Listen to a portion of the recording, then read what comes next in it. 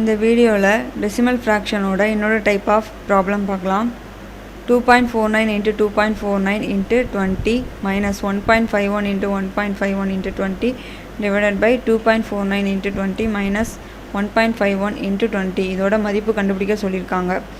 இப்போ இந்த பின்னத்தில் நம்மளுக்கு வந்து 20 வந்து காமனாக இருக்குது.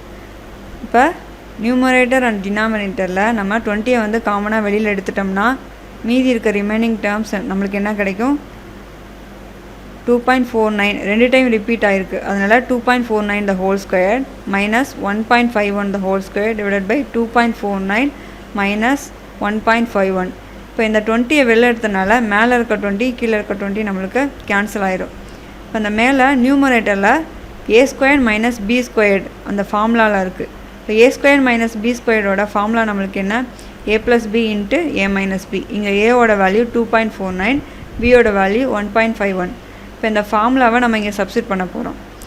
இப்போ 2.49 plus 1.51 into 2.49 minus 1.51 divided by 2.49 minus 1.51. இப்போ இந்த மைனஸ் வேல்யூ வந்து நம்மளுக்கு இங்கே கேன்சல் ஆயிரும். மேலேயும் கீழே ரெண்டுமே கேன்சல் ஆயிரும். மீதி இருக்கிறது வந்து 2.49 plus 1.51. இதை ஆட் பண்ணால் நம்மளுக்கு 4ன்ற வேல்யூ நம்மளுக்கு கிடைக்கும். தேங்க்யூ.